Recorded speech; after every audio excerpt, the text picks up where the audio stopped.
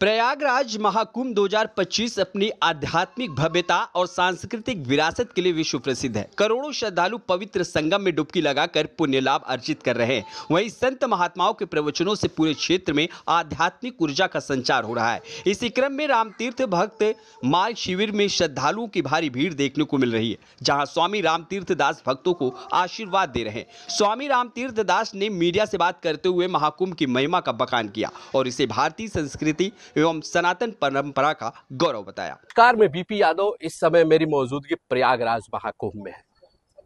प्रयागराज महाकुंभ दुनिया में अपनी दिव्यता, भव्यता और सांस्कृतिक धरोहरों के लिए जाना जा रहा है।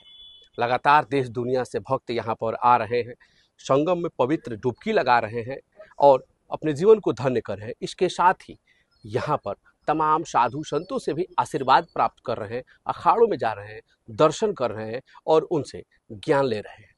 आज हमारे साथ बात करने के लिए मौजूद है स्वामी रामतीर्थ दास भक्तमाल महाराज जी। हम उनसे जानेंगे जीवन के उन तमाम पहलुओं के बारे में जिससे मनुष्य की जीवन की भगबाधा दूर हो सके और वो अपने जीवन को एक सद्गति, एक सद्बुद्धि प्रदान कर सके, जीवन में सफलताओं को पा सके और इस आवागमन की दुनिया से मुक्ति पा सके। बहुत बहुत आपके इस परिवार को धन्यवाद। प्रयाग क्षेत्र में हम सब विद्यमान है। विश्व के जितने भी तीर्थ हैं उन समस्त तीर्थों के अधिपत्य राजा श्री प्रयागराज बोले जाते हैं। यहाँ के श्री राजा बेणी माधव के रूप में परमात्मा स्वयं विद्यमान है। गंगा जमुना सरस्वती का यहाँ पर मिलन हुआ है। ज्ञान रूपी सरस्वती, कर्म रूपी जमुना जी, भक्ति रूपी श्री गंगा जी का यहाँ प्रवाह हो रहा है। हम लोग भगवान की कृपा से ये अवसर प्राप्त हुआ है। जब कई जन्मों का पूर्ण प्राप्त होता है तभी अवसर प्राप्त होता है। अनेक जन्म संसिद्धिर्तो यत् परांगतिम, जब अनेक जन्मों का संचित पूर्ण उदय होता है तभी तीर्थराज प्रयाग में वास मिलता है। तो इस समय प्रयागराज विश्व स्तर पर प्रयागराज की गरिमा छाई हुई है। चाहे वो कोई कंट्री हो, चाहे वो विश्व का कोई कोना हो, सब जगह श्री प्रयागराज का प्रादुर्भाव है। सबके हृदय में कुंभ की लालसा जागृत है कि हम लोग भी प्रयाग पहुंचे और प्रयाग तीर्थों के राजा का दर्शन करें। मेरा ऐसा मानना है कि विश्व के जितने तीर्थ हैं वो समस्त तीर्थ इस समय प्रयागराज में विद्यमान है।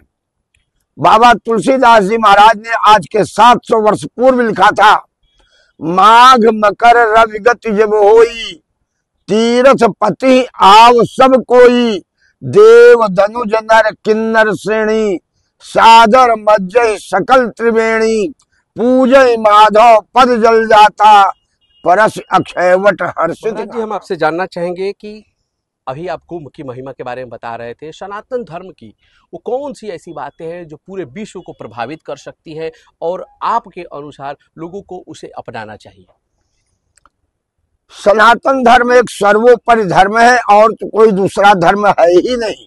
तुलसीदास जी महाराज ने लिखा, प्रगट भये बहु पंथ, पंथ सबको कहा गया है और जितने विश्व में धर्म है उन सब धर्मों की उत्पत्ति सनातन से हुई है, जिसका न कोई आदि है न कोई अंत है, मध्य में हम लोग हैं, इसलिए हम लोग इसको सनातन मानते हैं। और विश्व की जितनी धरोहर है सब सनातन से निकली है। सनातन जो है हमेशा परोपकार परमार्थ से ओत प्रोत होने के कारण ही इसे सनातन कहा गया है। इसमें जीवों पर दया, इसमें जीवों का हितार्थ कार्य किया जाता है। ये सारी सनातन पद्धति ही पूरे विश्व में व्याप्त है। अब उसको लोगों ने अलग अलग ढंग से स्वीकार किया। हमारे यहाँ परमार्थ से बढ़कर के कोई दूसरा धर्म नहीं है। परहित सरिस धर्म नहीं भाई, नहीं पीड़ा सम नहीं अधमाई, धर्म के समान पराये को सुख, पराये के कल्याण, दूसरों के हितार्थ जो कार्य किया जाता है वही सनातन है। और ये पद्धति केवल सनातन में है और दूसरे धर्म में नहीं है। जी। अच्छा, आज के बदलते समय में धर्म की क्या प्रासंगिकता होनी चाहिए और ये हमारे जीवन पर किस तरह से प्रभाव डाल सकते हैं? धर्म की प्रासंगिकता जो हमारे आधुनिक समय में जो हमारे पूर्वजों ने जिस पद्धति का निर्माण किया है उस पद्धति पर हम चल रहे हैं, इसलिए हमें उससे बड़ा शांति मिलेगी। और वही, क्योंकि अगर आप कोई नया मार्ग बनाएंगे तो नया मार्ग बनाने में परिश्रम पड़ेगा, नया मार्ग बनाने में कठिनाइयां आएंगी। उन कठिनाइयों से बचने के लिए जो पूर्वजों ने मार्ग का निर्माण किया है, महाजनो जेन गतः पंथा, उस मार्ग का हम अनुसरण करते हैं तो निश्चित हमारी सफलता प्राप्त होगी और हम अपने लक्ष्य को प्राप्त होंगे। जी। महाराज जी, आज जो युग चल रहा है इसे लोग मॉडर्न युग कह रहे हैं और मॉडर्न युग में देखा जाए तो मनुष्य तरक्की के साथ साथ हताशा, निराशा और नशा के तरफ भी बढ़ता जा रहा है। तो ऐसे में मनुष्य के जीवन को सफल बनाने के लिए, उसके जीवन से इन व्याधियों को दूर करने के लिए आप क्या उपदेश देना चाहेंगे जिससे कि उसका जीवन सुगम हो सके?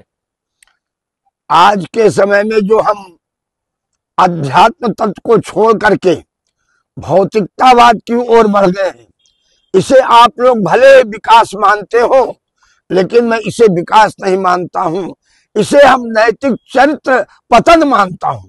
जो हमारी भौतिक सभ्यताएं आज के समय में चल रही है, आज खड़े खड़े खाना, खड़े खड़े बाथरूम जाना, जूता चप्पल पहने किचन में चला जाना, क्या इसको आप विकास मानेंगे?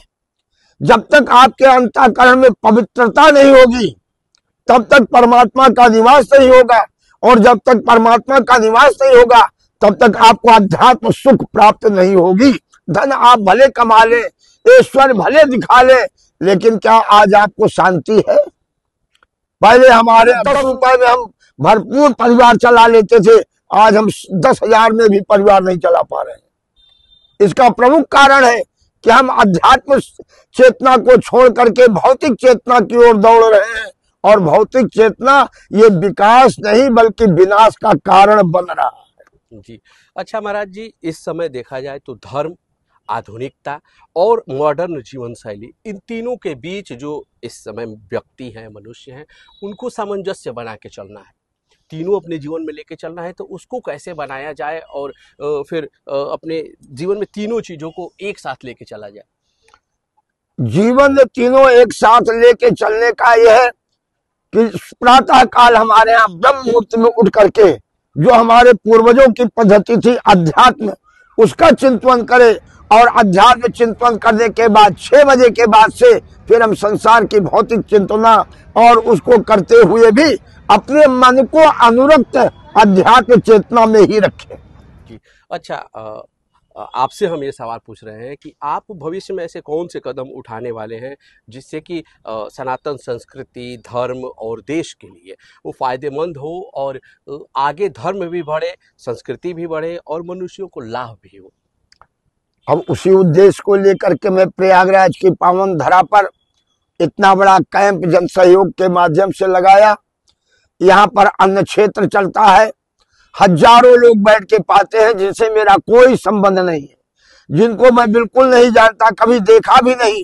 भोजन के समय वो आ जाते हैं, उन्हें भी हम मर्यादा में प्यार से भोजन कराते हैं और उनको यही कहते हैं भोजन करने के बाद आप 1 घंटा राम नाम जप कर लिया करो, क्योंकि किसी का दिया हुआ अन्न हम खा रहे हैं तो उसके हम कर्जदार न बने, भजन करके और उसके कर्ज से मुक्ति मिल जाए। तो ये भजन की ओर प्रेरित करने का लक्ष्य है केवल कि अध्यात्म की ओर आइए, भोजन के पहले थोड़ा भजन कीजिए, भोजन कीजिए, उसके बाद फिर अच्छे विचारों को उद्यापन कीजिए। जैसे मैं कर रहा हूँ वही कार्य आप करिए, वही कार्य समाज का प्रत्येक व्यक्ति अगर अपना लेता है तो इससे सनातन की भी रक्षा होती है, धर्म की रक्षा भी होती है और वो आगे संस्कृति भी बढ़ती है। प्रयागराज की इस पावन धरा में मैंने देखा कि यहाँ से स्टेशन तक लोगों ने अन्न क्षेत्र चला रखा था। कोई भी आवे, कोई भी जाए, भोजन करे, जल पिए, बाकायदे सबको जल पिला रहे हैं, चाय पिला रहे हैं, भोजन करा रहे हैं। यही सनातन की पद्धति है और यही धर्म है। यही करने से आगे धर्म बढ़ेगा। जी, चलते चलते मैं आपसे पूछूंगा कि आज के जो युवा हैं, विशेष करके यूथ, उनके लिए आप क्या संदेश देंगे कि वो धर्म, संस्कृति और अपने करियर में भी आगे बढ़ सके, सभी का समावेश लेकर के सभी के बीच सामंजस्य बैठा सके, क्या संदेश देंगे? मैं आज के नवयुवक भाइयों से यही अनुरोध करूंगा कि वो अपने माता पिता के बताए हुए आदर्श पर चलें। वे अपने माता पिता का सम्मान करना सीखें। अगर वो अपने माता पिता का सम्मान करते हैं, माता पिता के बताए मार्ग पर चलते हैं, तो वो कभी भी विपत्ति के जाल में नहीं पड़ेंगे और इससे उनको आत्म शांति मिलेगी, उनका अध्यात्म चेतना बढ़ेगा, आत्मबल बढ़ेगा और वो विकास के पथ पर आगे बढ़ेंगे। जी, बहुत बहुत धन्यवाद। तो ये थे स्वामी रामतीर्थ दास महाराज जी, जिन्होंने स्पष्ट रूप से जीवन के उन तमाम बिंदुओं के बारे में चर्चा किया जिससे मनुष्य अपने जीवन को सार्थक बना सकता है। प्रयागराज महाकुंभ से मैं बीपी यादव, नेशन 27।